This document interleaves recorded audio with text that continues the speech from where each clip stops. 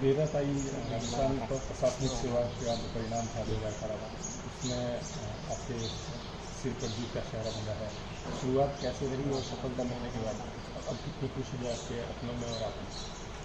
जी sir, मैं सबसे पहले तो परमपिता परमेश्वर, अपने गुरुजनों, माता पिता और सभी दोस्तों का आभार व्यक्त करता हूँ जो हमेशा मेरे साथ खड़े रहे और मुझे मार्गदर्शन और मोटिवेट किया, जिससे सफलता प्राप्त हुई और इसमें मैं बेहद गौरवान्वित और खुशी महसूस कर रहा हूँ। मेरा ये सफ़र 2016 में ग्रेजुएशन करने के साथ शुरू हुआ था।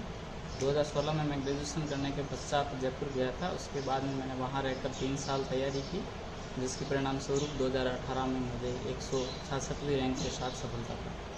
तो क्या रूटीन क्या रहता था वहाँ पे, किस तरह की पढ़ाई थी और क्या चीज़ें थी जिनको जो नेगेटिविटी वगैरह जो होती है उससे नज़दीक में आने की, किस तरह रूटीन किस तरह रहता था?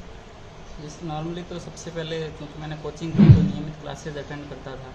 उसके बाद नियमित तौर पे हमारे टेस्ट सीरीज चलती रहती थी, तो टेस्ट सीरीज़ के आधार पे एक स्टडी कंटिन्यू बनी रहती थी। आपको मोटिवेट होने की आवश्यकता पड़ती नहीं यदि आप टेस्ट सीरीज़ रेगुलर ज्वाइन करते रहते हो। यदि बीच में डिमोटिवेट होते हो तो आपके पास एक दोस्तों का एक अच्छा सर्किल होना चाहिए जो आपको समय समय पर मोटिवेट करते रहते हैं और अपना जो लक्ष्य है उसके बारे में आपको बताते रहते हैं, ताकि आप अपनी राह पर डटे रहें, अपने लक्ष्य से भटकें नहीं। तो दोस्तों ने मुझे इस मामले में बेहद मदद की। वो क्या चीज़ थी जो उन लाखों यूथ में से आपको अलग करके आज इस मुकाम पर ले आई?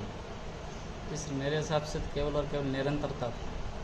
यदि हम एक ही लक्ष्य को मान के चलें, 2-3 लक्ष्य को एक जगह नहीं मान करके एक ही लक्ष्य, जैसे मैंने आरएस चुन लिया तो उसके बाद मैंने किसी भी भर्ती परीक्षा का कोई भी एग्ज़ाम नहीं दिया।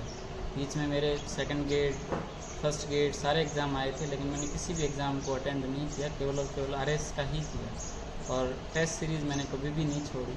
टेस्ट सीरीज़ की वजह से और निरंतरता बनी रहने की वजह से ही मुझे ये सफलता।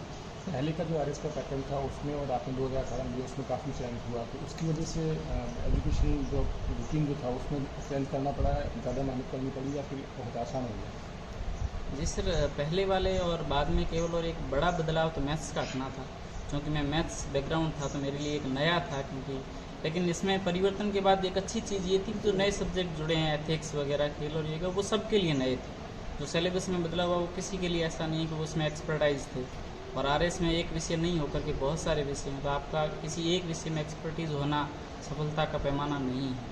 तो आपको सभी विषयों की अच्छी तैयारी करनी पड़ती है। तो नए बदलाव के बाद मुझे नहीं लगता कोई परेशानी हुई, जबकि सिलेबस के अनुसार जो था उसी के अनुसार।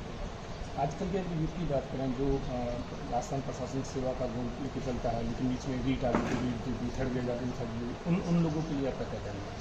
सर, मेरा यही कहना है कि यदि आपने एक ही लक्ष्य चुना है आरएस, तो कम से कम आपको जो पहला प्रयास है उसमें तो अपना पूरी मेहनत कर लेनी चाहिए। यदि पहले प्रयास में नहीं होता है तब आप अन्य विकल्पों पर विचार कर सकते हैं कि एक बैकअप ऑप्शन के रूप में तैयारी करें किसी अन्य का। आप एग्ज़ाम दीजिए अन्य भर्तियों के, लेकिन आपका जो मेन टारगेट है वो एक ही भर्ती होना चाहिए, तो उससे आपकी जो सफलता का दायरा है वो बहुत नज़दीक है।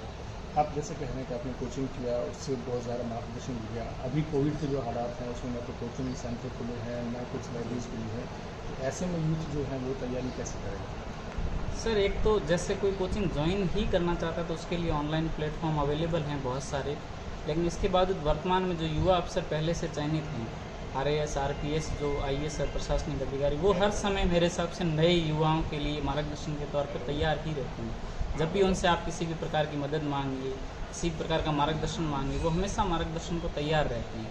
तो उनसे मुझे बेहद मार्गदर्शन मिलता है। और मैं नए युवाओं को भी यही सलाह दूंगा कि आप पहले से किसी भी सेलेक्टेड ऑफिसर के संपर्क में रहें, ताकि आपको एक अच्छी दिशा मिलती रहे, आप दिशा से भटके नहीं।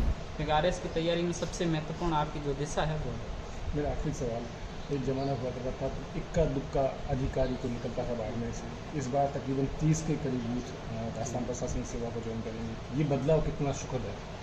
सर, ये बदलाव बेहद सुखद और गौरवान्वित महसूस करने वाला है। पहले आरएस का चयन और बाड़मेर में बहुत कम लोग थे जो बाड़मेर से चयनित होते हैं, लेकिन जब से आरएस में और आईएएस में गंगा सिंह जी राजपुरोहित हुए हैं और पिछली जो आरएस 2016 भर्ती हुई थी उसमें आरएस से दूधाराम जी हुड्डा वगैरह चयनित हुए थे, उनसे लोगों ने बेहद मोटिवेट मिला, उनको मार्गदर्शन हुए। और उसके बाद वर्तमान में करीबन 40 से भी ज़्यादा आरएस सेलेक्टेड बाड़मेर से हैं।